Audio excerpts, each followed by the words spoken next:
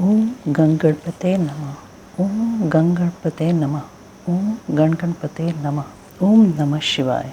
भगवान शिव की श्रेष्ठता तथा उनके पूजन की अनिवार्य आवश्यकता का प्रतिपादन। नारद जी बोले, ब्राह्मण प्रजापति आप धन्य हैं, क्योंकि आपकी बुद्धि भगवान शिव में लगी हुई है। विधे आप पुनः इसी विषय का सम्यक प्रकार से विस्तार पूर्वक वर्णन कीजिए। ब्रह्मा जी ने कहा, तात, एक समय की बात है, मैं सब ओर से ऋषियों तथा देवताओं को बुलाकर उन सब को क्षीर सागर के तट पर ले गया, जहाँ सबका हित साधन करने वाले भगवान विष्णु निवास करते हैं। वहाँ देवताओं के पूछने पर भगवान विष्णु ने सबके लिए शिव पूजन की ही श्रेष्ठता बतलाकर यह कहा कि एक मुहूर्त या एक क्षण भी जो शिव का पूजन नहीं किया जाता वही हानि है, वही महान छिद्र है, वही अंधापन है और वही मूर्खता है।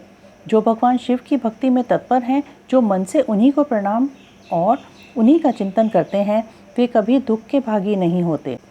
जो महान सौभाग्यशाली पुरुष मनोहर भवन, सुंदर आभूषणों से विभूषित स्त्रियां, जितने से मन को संतुष्ट हो उतना धन, पुत्र पौत्र आदि संतति, आरोग्य, सुंदर शरीर, अलौकिक प्रतिष्ठा, स्वर्गीय सुख, अंत में मोक्ष रूपी फल अथवा परमेश्वर शिव की भक्ति चाहते हैं, वे पूर्व जन्मों के महान पुण्य से भगवान सदाशिव की पूजा अर्चा में प्रवृत्त होते हैं। जो पुरुष नित्य भक्ति परायण हो शिवलिंग की पूजा करता है, उसको सफल सिद्धि प्राप्त होती है तथा वह पापों के चक्कर में नहीं पड़ता। भगवान के इस प्रकार उपदेश देने पर देवताओं ने उन श्री हरि को प्रणाम किया और मनुष्यों की समस्त कामनाओं की पूर्ति के लिए उनसे शिवलिंग देने के लिए प्रार्थना की। मुनिश्रेष्ठ, उस प्रार्थना को सुनकर जीवों के उद्धार में तत्पर रहने वाले भगवान विष्णु ने विश्वकर्मा को बुलाकर कहा, विश्वकर्मन, तुम मेरी आज्ञा से संपूर्ण देवताओं को सुंदर शिवलिंग का निर्माण करके दो। तब विश्वकर्मा ने मेरी और श्रीहरि की आज्ञा के अनुसार उन देवताओं को उनके अधिकार के अनुसार शिवलिंग बनाकर दिए। मुनिश्रेष्ठ, नारद, किस देवता को कौन सा शिवलिंग प्राप्त हुआ, इसका वर्णन आज मैं कर रहा हूँ, उसे सुनो। इंद्र पद्मराग मणि के बने हुए शिवलिंग की और कुबेर सुवर्णमय लिंग की पूजा करते हैं। धर्म पीत मणिमय लिंग की तथा वरुण श्याम वर्ण के शिवलिंग की पूजा करते हैं। भगवान विष्णु इंद्र नीलमय तथा ब्रह्मा हेममय लिंग की पूजा करते हैं। मुने विश्व देवगण चांदी के शिवलिंग की, वसुगण पीतल के बने हुए लिंग की तथा दोनों अश्विनी कुमार पार्थिव लिंग की पूजा करते हैं। लक्ष्मी देवी स्फटिकमय लिंग की, आदित्यगण ताम्रमय लिंग की, राजा सोम मोती के बने हुए लिंग की तथा अग्निदेव वज्र के लिंग की उपासना करते हैं। शेष ब्राह्मण और उनकी पत्नियां मिट्टी के बने हुए शिवलिंग की, मयासुर चंदन निर्मित लिंग का और नागगण मूंगे के बने हुए शिवलिंग का आदरपूर्वक पूजन करते हैं। देवी मक्खन के बने हुए लिंग की, योगीजन भस्ममय लिंग की, यक्षगण दधि निर्मित लिंग की, छाया देवी आटे से बनाए हुए लिंग की और ब्रह्म पत्नी रत्नमय शिवलिंग की निश्चित रूप से पूजा करती हैं। बाणासुर पारद या पार्थिव लिंग की पूजा करता है। दूसरे लोग भी ऐसा ही करते हैं। ऐसे ऐसे शिवलिंग बनाकर विश्वकर्मा ने विभिन्न लोगों को दिए तथा वे सब देवता और ऋषि उन लिंगों की पूजा करते हैं। भगवान विष्णु ने इस तरह देवताओं को उनके हित की कामना से शिवलिंग देकर उनसे तथा मुझ ब्रह्मा से पिनाकपाणी महादेव के पूजन की विधि भी बताई। पूजन विधि संबंधी उनके वचनों को सुनकर देव शिरोमणियों सहित मैं ब्रह्मा हृदय में हर्ष लिए अपने धाम में आ गया। मुने, वहां आकर मैंने समस्त देवताओं और ऋषियों को शिव पूजा की उत्तम विधि बताई, जो संपूर्ण अभीष्ट वस्तुओं को देने वाली है। उस समय मुझ ब्रह्मा ने कहा, देवताओं सहित समस्त ऋषियों, तुम प्रेम परायण होकर सुनो। मैं प्रसन्नता पूर्वक तुमसे शिव पूजन की उस विधि का वर्णन करता हूँ, जो भोग और मोक्ष देने वाली है। देवताओं और मुनीश्वरों समस्त जंतुओं में मनुष्य जन्म प्राप्त करना प्रायः दुर्लभ है। उनमें भी उत्तम कुल में जन्म तो और भी दुर्लभ है। उत्तम कुल में भी आचारवान ब्राह्मणों के यहाँ उत्पन्न होना उत्तम पुण्य से ही संभव है। वैसा जन्म सुलभ हो जाए तो भगवान शिव के संतोष के लिए उस उत्तम कर्म का अनुष्ठान करे, जो अपने वर्ण और आश्रम के लिए शास्त्रों द्वारा प्रतिपादित है। जिस जाति के लिए जो कर्म बताया गया है उसका उल्लंघन न करें। जितनी संपत्ति हो उसके अनुसार ही दान करें। सहस्त्रों यज्ञों से तपोयज्ञ बढ़कर है। सहस्त्रों तपोयज्ञों से जप यज्ञ का महत्व अधिक है। ध्यान यज्ञ से बढ़कर कोई वस्तु नहीं है। ध्यान ज्ञान का साधन है, क्योंकि योगी ध्यान के द्वारा अपने इष्ट देव समरस शिव का साक्षात्कार करता है। ध्यान यज्ञ में तत्पर रहने वाले उपासक के लिए भगवान शिव सदा ही सन्निहित हैं, जो विज्ञान से संपन्न हैं। उन पुरुषों की शुद्धि के लिए किसी प्रायश्चित आदि की आवश्यकता नहीं है। मनुष्य को जब तक ज्ञान की प्राप्ति न हो तब तक वह विश्वास दिलाने के लिए कर्म से ही भगवान शिव की आराधना करे। जगत के लोगों को एक ही परमात्मा अनेक रूपों में अभिव्यक्त हो रहा है। एकमात्र भगवान सूर्य एक स्थान में रहकर भी जलाशय आदि विभिन्न वस्तुओं में अनेक से दिखते हैं। देवताओं, संसार में जो जो सत या असत वस्तु देखी या सुनी जाती है वह सब परब्रह्म शिव रूप ही है। ऐसा समझो, जब तक तत्वज्ञान न हो जाए तब तक प्रतिमा की पूजा आवश्यक है। ज्ञान के अभाव में भी जो प्रतिमा पूजा की अवहेलना करता है उसका पतन निश्चित है। इसलिए ब्राह्मणों, यह यथार्थ बात सुनो। अपनी जाति के लिए जो कर्म बताया गया है उसका प्रयत्नपूर्वक पालन करना चाहिए। जहाँ जहाँ यथावत भक्ति हो उस आराध्य देव का पूजन आदि अवश्य करना चाहिए, क्योंकि पूजन और दान आदि के बिना पातक दूर नहीं होते। जैसे मैले कपड़े में रंग बहुत अच्छा नहीं चढ़ता, किंतु जब उसको धोकर स्वच्छ कर लिया जाता है तब उस पर सब रंग अच्छी तरह चढ़ते हैं। उसी प्रकार देवताओं की भली भांति पूजा से जब त्रिविध शरीर पूर्णतया निर्मल हो जाता है तभी उस पर ज्ञान का रंग चढ़ता है और तभी विज्ञान का प्राकट्य होता है। जब विज्ञान हो जाता है तब भेदभाव की निवृत्ति हो जाती है। भेद की संपूर्णतया निवृत्ति हो जाने पर द्वंद्व दुख दूर हो जाते हैं और द्वंद्व दुख से रहित पुरुष शिव रूप हो जाता है। मनुष्य जब तक गृहस्थ आश्रम में रहे तब तक 5 देवताओं की तथा उनमें श्रेष्ठ भगवान शंकर की प्रतिमा का उत्तम प्रेम के साथ पूजन करे, अथवा जो सबके एकमात्र मूल हैं उन भगवान शिव की ही पूजा सबसे बढ़कर है, क्योंकि मूल के सींचे जाने पर शाखा स्थानीय संपूर्ण देवता स्वतः तृप्त हो जाते हैं। अतः जो संपूर्ण मनोवांछित फलों को पाना चाहता है वह अपने अभीष्ट की सिद्धि के लिए समस्त प्राणियों के हित में तत्पर रहकर लोक कल्याणकारी भगवान शंकर का पूजन करे। पूजन की सर्वोत्तम विधि का वर्णन। ब्रह्मा जी कहते हैं, अब मैं पूजा की सर्वोत्तम विधि बता रहा हूँ, जो समस्त अभीष्ट तथा सुखों को सुलभ करने वाली है। देवताओं तथा ऋषियों, तुम ध्यान देकर सुनो। उपासक को चाहिए कि वह ब्रह्म मुहूर्त में शयन से उठकर जगदम्बा पार्वती सहित भगवान शिव का स्मरण करे तथा हाथ जोड़कर मस्तक झुकाकर भक्तिपूर्वक उनसे प्रार्थना करे, देवेश्वर उठिए, उठिए, मेरे हृदय मंदिर में शयन करने वाले देवता उठिए, उमाकांत उठिए और ब्रह्मांड में सबका मंगल कीजिए। मैं धर्म को जानता हूँ, किंतु मेरी उसमें प्रवृत्ति नहीं होती। मैं अधर्म को जानता हूँ, परंतु मैं उससे दूर नहीं हो पाता। महादेव, आप मेरे हृदय में स्थित होकर मुझे जैसी प्रेरणा देते हैं वैसा ही मैं करता हूँ। इस प्रकार भक्तिपूर्वक कहकर और गुरुदेव की चरण पादुकाओं का स्मरण करके गांव से बाहर दक्षिण दिशा में मल मूत्र का त्याग करने के लिए जाए। मल त्याग करने के बाद मिट्टी और जल से धोने के द्वारा शरीर की शुद्धि करके दोनों हाथों और पैरों को धोकर दत्वन करे। सूर्योदय होने से पहले ही दत्वन करके मुंह को 16 बार जल की अंजलियों से धोए। देवताओं तथा ऋषियों, षष्ठी, प्रतिपदा, अमावस्या और नवमी तिथियों तथा रविवार के दिन शिव भक्त को यत्नपूर्वक दत्वन को त्याग देना चाहिए। अवकाश के अनुसार नदी आदि में जाकर अथवा घर में ही भलीभांति स्नान करे। मनुष्य को देश और काल के विरुद्ध स्नान नहीं करना चाहिए। रविवार, श्राद्ध, संक्रांति, ग्रहण, महादान, तीर्थ, उपवास दिवस अथवा अशौच प्राप्त होने पर मनुष्य गर्म जल से स्नान न करे। शिव भक्त मनुष्य तीर्थ आदि में प्रवाह के सम्मुख होकर स्नान करे। जो नहाने के पहले तेल लगाना चाहे उसे विहित एवं निषिद्ध दोनों का विचार करके ही तैराभ्यंग करना चाहिए। जो प्रतिदिन नियम पूर्वक तेल लगाता हो उसके लिए किसी दिन भी तैलाभ्यंग दूषित नहीं है, अथवा जो तेल इत्र आदि से वासित हो उसका लगाना किसी दिन भी दूषित नहीं है। सरसों का तेल ग्रहण को छोड़कर दूसरे किसी दिन भी दूषित नहीं होता। इस तरह देश काल का विचार करके ही विधि पूर्वक स्नान करें।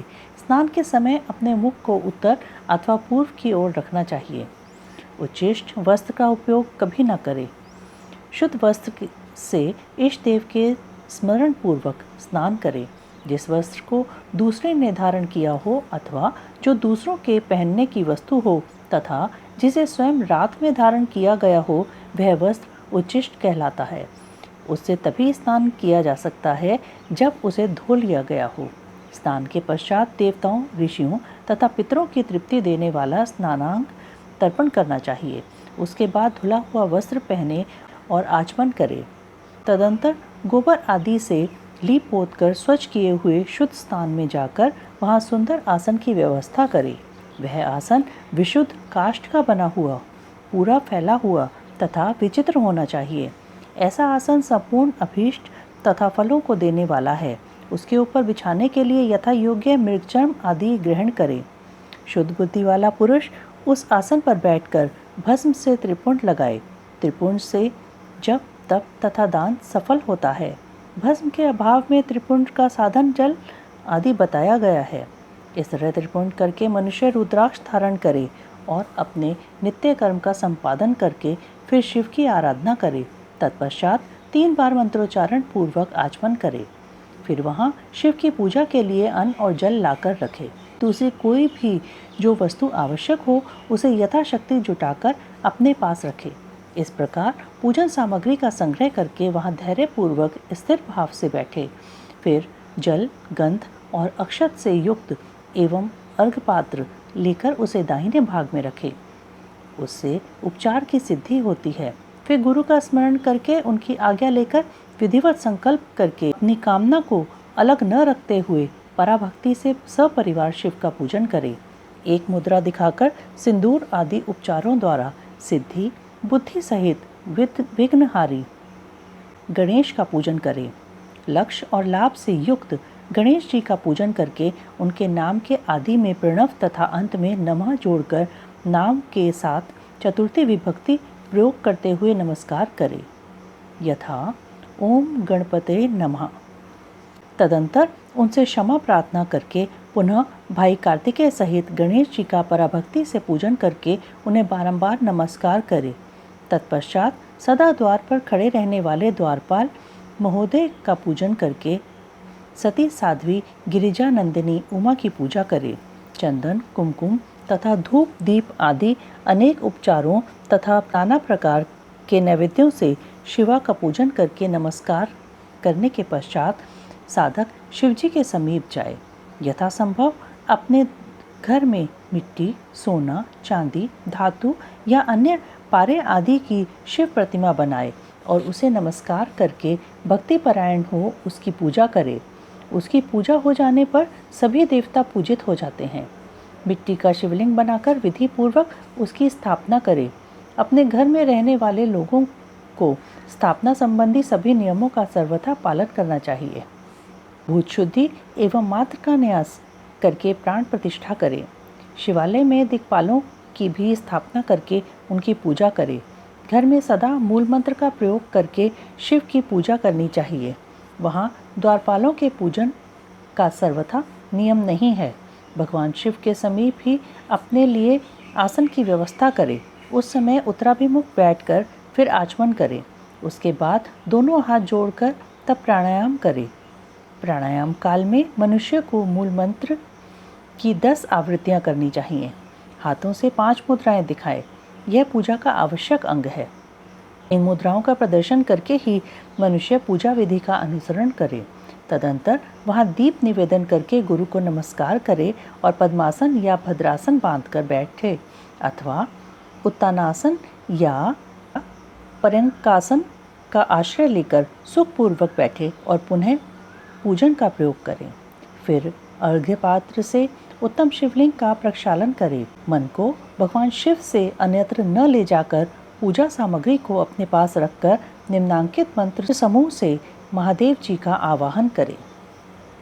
कैलाश शिखरथम च पार्वतीपतिमुत्तमं यथोक्तरूपिणं शंभुं निर्गुणं गुणरूपिणं पंचवक्त्रं दशभुजं त्रिनेत्रं वृषभध्वजं कर्पूरगौरं दिव्यांगचन्द्रमौलिं कर्पादिनं व्याघ्रचर्मोत्रियं च गजचर्माम्बरं शुभं वासुक्यादि परितांगं पिनाकाधायुधान्वितं सिद्ध्योष्टौ च यसाग्रे नृत्यन्ति निरन्तरं जय जयति शब्दैश्च सेवितं भक्तपुञ्जके तेजसा दुस्सहेनैव दुर्लक्ष्यं देव सेवितं शरण्यं सर्वसत्त्वानां प्रसन्नमुखपङ्कजं वेदैः शास्त्रैथगीतं विष्णुब्रह्मनुतं सदा भक्तवत्सल मानदं शिवावह याम्यम।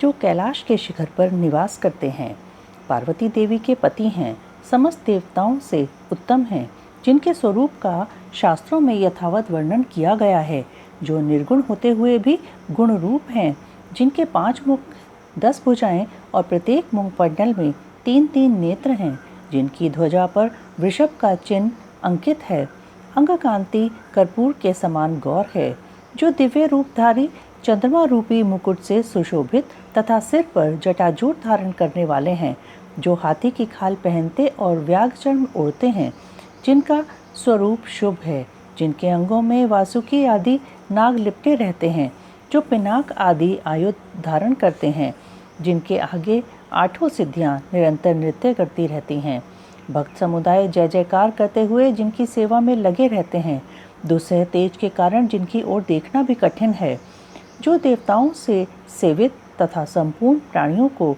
शरण देने वाले हैं, जिनका मुखारविंद प्रसन्नता से खिला हुआ है, वेदों और शास्त्रों से जिनकी महिमा का यथावत गान किया है, विष्णु और ब्रह्मा भी सदा जिनकी स्तुति करते हैं, तथा जो परमानंद स्वरूप हैं, उन भक्तवत्सल शंभु शिव का मैं आवाहन करता हूँ। इस प्रकार साम शिव का ध्यान करके उनके लिए आसन दे। चतुर्थ्यंत पद से ही क्रमशः सब कुछ अर्पित करे। आसन के पश्चात भगवान शंकर का पाद्य और अर्घ दे। फिर परमात्मा शंभु को आचमन कराकर पंचामृत संबंधी द्रव्यों द्वारा प्रसन्नता पूर्वक शंकर को स्नान कराए। वेद मंत्रों अथवा समंत्रक चतुर्थ्यंत नाम पदों का उच्चारण करके भक्ति पूर्वक यथा योग्य समस्त द्रव्य भगवान को अर्पित करे। अभीष्ट द्रव्यों को शंकर के ऊपर चढ़ाए। फिर भगवान शिव को वारुण स्नान कराए। स्नान के पश्चात उनके श्रीअंगों में सुगंधित चंदन तथा अन्य द्रव्यों का यत्नपूर्वक लेप करे। फिर सुगंधित जल से ही उनके ऊपर जलधारा गिराकर अभिषेक करे। वेद मंत्रों षडंगों अथवा शिव के 11 नामों द्वारा यथावकाश जलधारा चढ़ाकर वस्त्र से शिवलिंग को अच्छी तरह पोछे। फिर आचमनार्थ जल दे और वस्त्र समर्पित करे। नाना प्रकार के मंत्रों द्वारा भगवान शिव को तिल, जौ, गेहूँ, मूंग और उड़द अर्पित करे। फिर 5 मुख वाले परमात्मा शिव को पुष्प चढ़ाए। एक मुख पर ध्यान के अनुसार यथोचित अभिलाषा करके कमल, शतपत्र, शंख पुष्प, कुश पुष्प, धतूर, मंदार, द्रोण पुष्प, तुलसी दल तथा बिल पत्र चढ़ाकर पराभक्ति के साथ भक्त वत्सल भगवान शंकर की विशेष पूजा करे। अन्य सब वस्तुओं का अभाव होने पर शिव को केवल बिलपत्र ही अर्पित करें। बिलपत्र समर्पित होने से ही शिव की पूजा सफल होती है। तत्पश्चात सुगंधित चूर्ण तथा सुवासित उत्तम तैल, इत्र आदि विविध वस्तुएं बड़े हर्ष के साथ भगवान शिव को अर्पित करें। फिर प्रसन्नता पूर्वक गुल और अगुरु आदि के धूप निवेदन करे। तदंतर शंकर जी को घी से भरा हुआ दीपक दे। इसके बाद निम्नांकित मंत्र से भक्ति पूर्वक पुनः अर्घ दे और भाव भक्ति से वस्त्र द्वारा उनके मुख का मार्जन करे। अर्घ मंत्र: रूपम देहि यशो देहि भोगम देहि च शंकर, भुक्ति मुक्ति फलम देहि गृहीत्वाघर्यम गृहीत्वार्घम नमोस्तुते। प्रभु शंकर आपको नमस्कार है। आप इस अर्घ को स्वीकार करके मुझे रूप दीजिए, यश दीजिए, भोग दीजिए तथा भोग और मोक्ष रूपी फल प्रदान कीजिए। इसके बाद भगवान शिव को भांति भांति के उत्तम नैवेद्य अर्पित करें। नैवेद्य के पश्चात प्रेम पूर्वक आचमन कराए। तदंतर सागोपांग तांबूल बनाकर शिव को समर्पित करे। फिर 5 पत्ती की आरती बनाकर भगवान को दिखाए। उसकी संख्या इस प्रकार है: पैरों में 4 बार, नाभि मंडल के सामने 2 बार, मुख के समक्ष 1 बार तथा संपूर्ण अंगों में 7 बार आरती दिखाए। तत्पश्चात नाना प्रकार के स्तोत्रों द्वारा प्रेम पूर्वक भगवान वृषभध्वज की स्तुति करके तदनंतर धीरे धीरे शिव की परिक्रमा करे। परिक्रमा के बाद भक्त पुरुष साष्टांग प्रणाम करे और निम्नांकित मंत्र से भक्ति पूर्वक पुष्पांजलि दे। शंकर, मैंने अज्ञान से या जानबूझकर जो पूजन आदि किया है वह आपकी कृपा से सफल हो। मृड, मैं आपका हूँ। मेरे प्राण सदा आप में लगे हुए हैं। मेरा चित्त सदा आपका ही चिंतन करता है। ऐसा जानकर हे गौरीनाथ, भूतनाथ, आप मुझ पर प्रसन्न होइए। प्रभो, धरती पर जिनके पैर लड़खड़ा जाते हैं उनके लिए भूमि ही सहारा है। उसी प्रकार जिन्होंने आपके प्रति अपराध किए हैं उनके लिए भी आप ही शरणदाता हैं। इत्यादि रूप से बहुत बहुत प्रार्थना करके उत्तम विधि से पुष्पांजलि अर्पित करने के पश्चात पुनः भगवान को नमस्कार करें। फिर निम्नांकित मंत्र से विसर्जन करना चाहिए। देवेश्वर प्रभु, अब आप परिवार सहित अपने स्थान को पधारें। नाथ, जब पूजा का समय हो तब पुनः आप यहाँ सादर पदार्पण करें। इस प्रकार भक्त वत्सल शंकर की बारंबार प्रार्थना करके उनका विसर्जन करें और उस जल को अपने हृदय में लगाए तथा मस्तक पर चढ़ाए। ऋषियों, इस तरह मैंने शिव पूजन की सारी विधि बता दी जो भोग और मोक्ष देने वाली है। अब और क्या सुनना चाहते हो? विभिन्न पुष्पों, अन्नों तथा जलादि की धाराओं से शिव जी की पूजा का महात्म्य। ब्रह्मा जी बोले, नारद, जो लक्ष्मी प्राप्ति की इच्छा करते हों वह कमल, बिलपत्र, शतपत्र और शंख पुष्प से भगवान शिव की पूजा करें। ब्राह्मण, यदि 1 लाख की संख्या में इन पुष्पों द्वारा भगवान शिव की पूजा संपन्न हो जाए तो सारे पापों का नाश होता है और लक्ष्मी की भी प्राप्ति होती है। इसमें संशय नहीं है। प्राचीन पुरुषों ने 20 कमलों का एक प्रस्थ बताया है। 1 सहस्त्र बिलपत्रों को भी एक प्रस्थ कहा गया है। 1 सहस्त्र शतपत्र से आधे प्रस्थ की परिभाषा की गई है। 16 पलों का एक प्रस्थ होता है और 10 टंकों का एक पल। इस मान से पत्र, पुष्प आदि को तौलना चाहिए। जब पूर्वोक्त संख्या वाले पुष्पों से शिव की पूजा हो जाती है तब सकाम पुरुष अपने संपूर्ण अभीष्ट को प्राप्त कर लेता है। यदि उपासक के मन में कोई कामना न हो तो वह पूर्वोक्त पूजन से शिव स्वरूप हो जाता है। मृत्युंजय मंत्र का जब 5 लाख जप पूरा हो जाता है तब भगवान शिव प्रत्यक्ष दर्शन देते हैं। 1 लाख के जप से शरीर की शुद्धि होती है। दूसरे लाख के जप से पूर्व जन्म की बातों का स्मरण होता है। तीसरे लाख पूर्ण होने पर संपूर्ण काम्य वस्तुएं प्राप्त होती हैं। चौथे लाख का जप होने पर स्वप्न में भगवान शिव का दर्शन होता है और 5वें लाख का जप ज्यों ही पूरा होता है भगवान शिव उपासक के सम्मुख तत्काल प्रकट हो जाते हैं। इसी मंत्र का 10 लाख जप हो जाए तो संपूर्ण फल की सिद्धि होती है। जो मोक्ष की अभिलाषा रखता है वह दर्भों द्वारा शिव का पूजन करे। मुनिश्रेष्ठ, सर्वत्र लाख की ही संख्या समझनी चाहिए। आयु की इच्छा वाला पुरुष 1 लाख दूर्वाओं द्वारा पूजन करे। जिसे पुत्र की अभिलाषा हो वह धतूरे के 1 लाख फलों से पूजा करे। लाल डंठल वाला धतूरा पूजन में शुभदायक माना गया है। अगस्त्य के 1 लाख फूलों से पूजा करने वाले पुरुष को महान यश की प्राप्ति होती है। यदि तुलसी दल से शिव की पूजा करे तो उपासक को भोग और मोक्ष दोनों सुलभ होते हैं। लाल और सफ़ेद आँख, अपामार्ग और श्वेत कमल के 1 लाख फूलों द्वारा पूजा करने से भी उसी फल, भोग और मोक्ष की प्राप्ति होती है। जफा के 1 लाख फूलों से की हुई पूजा शत्रुओं को मृत्यु देने वाली होती है। करवीर के 1 लाख फूल यदि शिव पूजन के उपयोग में लाए जाएं तो वे यहाँ रोगों का उच्चाटन करने वाले होते हैं। बंदूक के फूलों द्वारा पूजन करने से आभूषण की प्राप्ति होती है। चमेली से शिव की पूजा करके मनुष्य वाहनों को उपलब्ध करता है, इसमें संशय नहीं है। अलसी के फूलों से महादेव जी का पूजन करने वाला पुरुष भगवान विष्णु को प्रिय होता है। शमी पत्रों से पूजा करके मनुष्य मोक्ष प्राप्त कर लेता है। बेला के फूल चढ़ाने पर भगवान शिव अत्यंत शुभ लक्षणा पत्नी प्रदान करते हैं। जूही के फूलों से पूजा की जाए तो घर में कभी अन्न की कमी नहीं होती। कनेर के फूलों से पूजा करने पर मनुष्यों को वस्त्र की प्राप्ति होती है।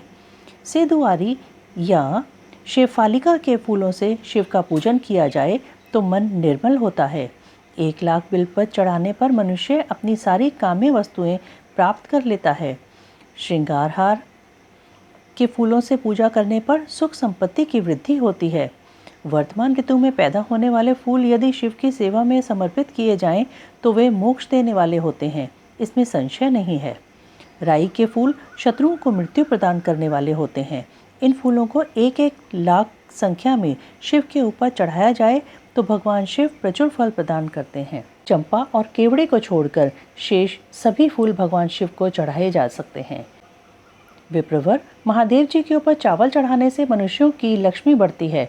ये चावल अखंडित होने चाहिए और इन्हें उत्तम भक्ति भाव से शिव के ऊपर चढ़ाना चाहिए।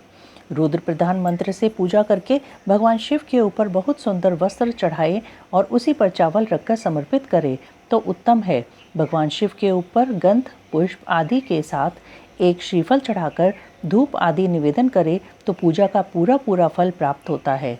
वहाँ शिव के समीप 12 ब्राह्मणों को भोजन कराए। इससे मंत्र पूर्वक सांगोपांग लक्ष्य पूजा संपन्न होती है। जहाँ 100 मंत्र जपने की विधि हो वहाँ 108 मंत्र जपने का विधान किया गया है।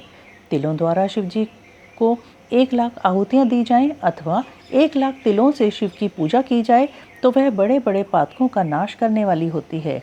जौ द्वारा की हुई शिव की पूजा स्वर्गीय सुख की वृद्धि करने वाली है, ऐसा ऋषियों का कथन है।